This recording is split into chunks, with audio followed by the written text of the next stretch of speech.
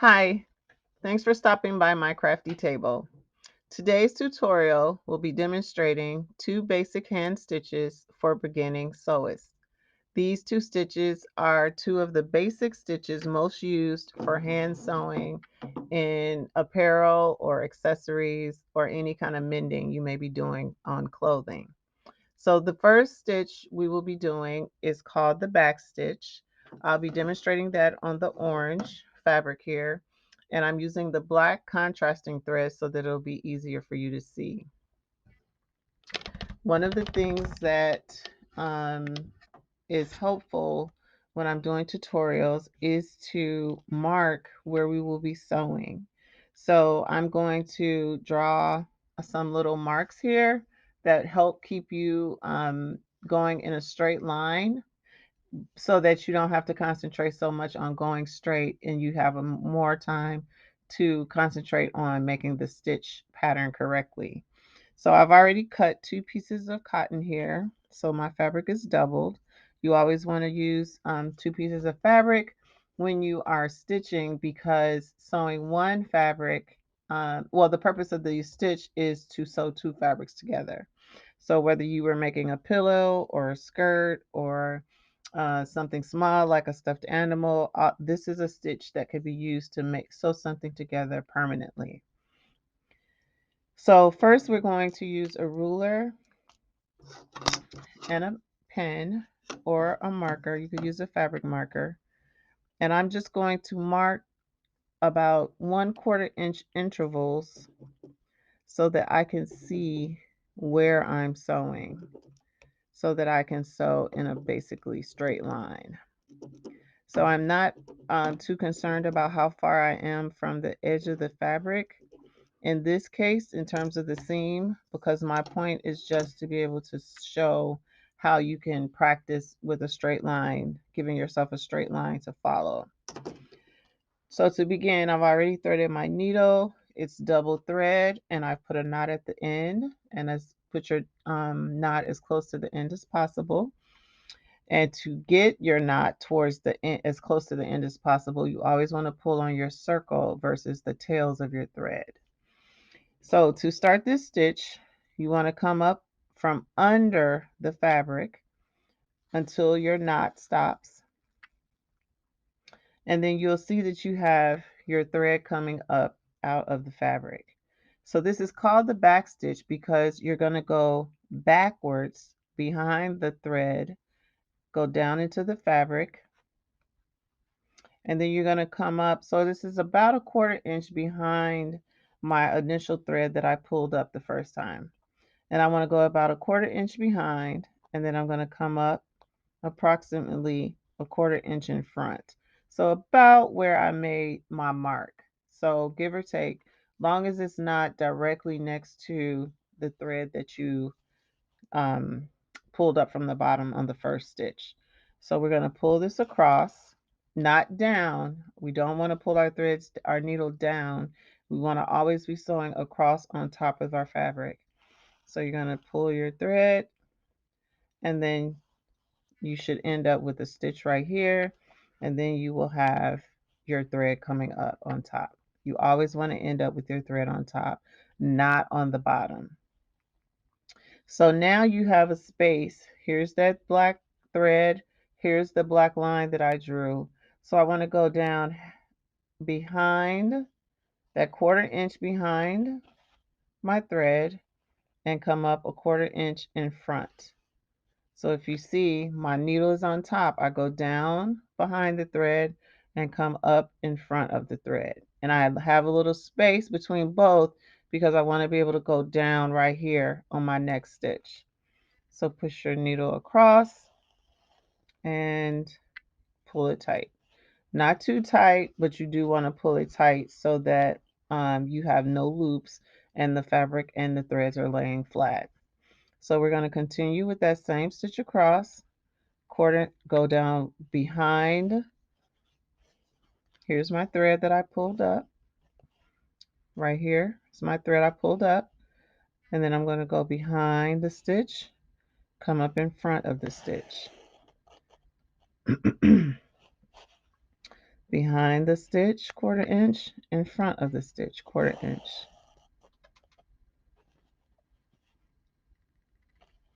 behind the stitch, in front. So I have a little pucker here, so I want to loosen that up so that it's not too tight. Pull across, and my thread here is going sideways a little bit, which is not a problem because we just want to make sure that our threads are overlapping on the back.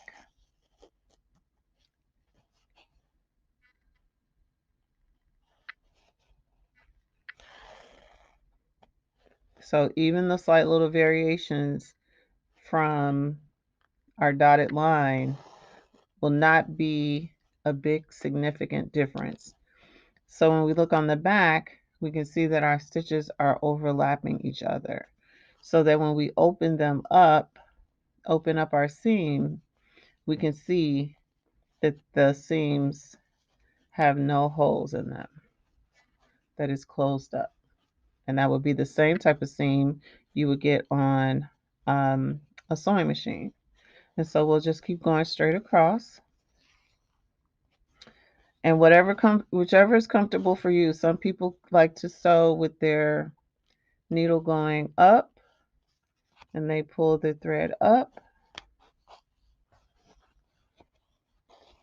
this way, and that's perfectly fine, long as you know where this thread is, and you can go behind a 1/4 inch, in front a 1/4 inch.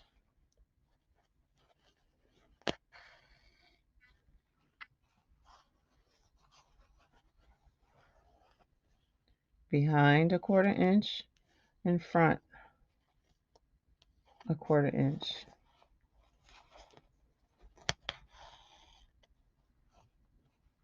Behind, in front,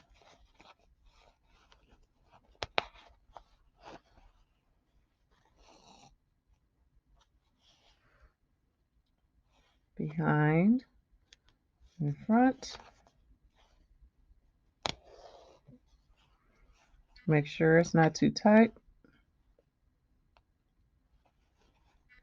Behind and front. So notice my needle always stays on top of my fabric. I don't pull under the fabric at all so that I don't end up on the bottom of the fabric, because then you may have to make a knot and then start over. And when we get to the end, we will make a knot.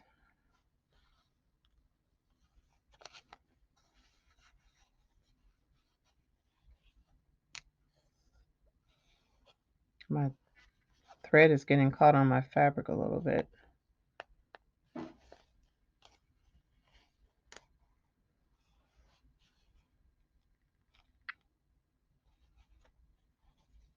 All right. So we are at the end of our row. And so now I'm making my last stitch. And now I'm going to make a knot. So right here where my thread ends, I'm going to make a tiny stitch, pull my thread through, take my needle through the loop of thread. Sometimes it gets tangled, you just have to be patient. So then you want to take your needle through the loop, pull it tight, and then one more time, take your needle right where that last stitch is. And if your thread is already kind of short, make your loop, take your thread over the needle before you pull it through the fabric, like this. And then when you pull it through, it will automatically make your knot right on the corner of your fabric. And then you clip it. And then when you look on the back side, all your stitches are overlapping. And when you open up your two pieces, you'll see that your fabric is sewn together quite nicely. And so the tighter you pull it, the closer the stitches will be, as well as the smaller you make your stitches in terms of the 1/4 inch, because you can go down to an 1/8 of an inch or a 1/16 of an inch in terms of closeness, and that will give you an even smaller stitch. Okay, that is your straight stitch. Our next stitch is going to be the whip stitch. So I'm just using a piece of felt here, and I'm using some yellow thread just to give some contrast. You will always want to use matching thread unless you want your thread to be seen. This one is a decorative stitch and goes on the outside of the fabric. In the With the back stitch, that is always on the inside of the fabric because it's what's holding your fabric together. So this would always be on the inside when you're sewing your fabrics right sides together. Then when you open up your pretty fabric, your pretty side, your stitches don't show. On this one, the stitches are going to show. So we always just want to make sure our edges are even. If you are concerned about them staying where you want them so that as you sew they stay even, I just put a couple of pins in. And if I see that any of my sides are uneven, I take the time to even that out before I start sewing so that I know I'll get some straight edges. So now this side is even and this side is even. I've already put a knot in my double thread. And it doesn't matter which side you start on, whichever side is more comfortable for you. I'm going to start right here because I sew from right to left. I have a tendency to sew from right to left.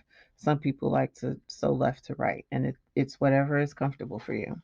So you come up from the bottom, pull your thread up just like we did on the back stitch, except this time we are coming up from the bottom because we're taking our thread over the edge and we're coming up next to the last stitch we made, but we're moving over about a 1/4 of an inch. And then we just pull our thread and we go over the edge, and all we're doing is coming up a 1/4 inch away from each stitch. So you want to have a little even spacing, whatever your stitch space is, whether it's a 1/4 inch, an 1/8 of an inch. It's up to you, but whatever your stitch is, you want to keep it so that it is uniform. It'll look better because you're showing a decorative stitch. So if you just want to keep going, I'm going to go to the end.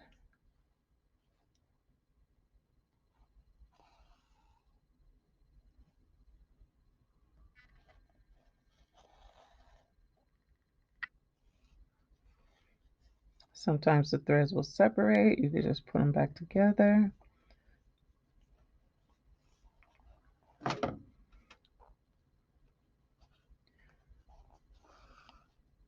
And so when you get to the end down here, those are your over your whip stitch, and then we do 2 stitches here. So this is 1. And when we come up this time, we're going to come over the opposite side because now we're going to turn to go the other way. And so this gives us a nice little square corner. Now, some people like to um, hold their fabric so that they're coming down, and that's not a problem. So I'm going to run out of thread here. So to make our knot, it's the same as with the back stitch. We're going to make a stitch in the same space, come through the loop of our thread, just like that. Here's my loop, and I'm going to take my needle through the loop, pull it tight, make another stitch in the same spot, find your loop, and then take your needle through the loop, pull it tight, and clip. And at that point, you just would have to thread your needle again, start in the same space, come up from the bottom in the same space where your knot is, and then you will continue down to the end.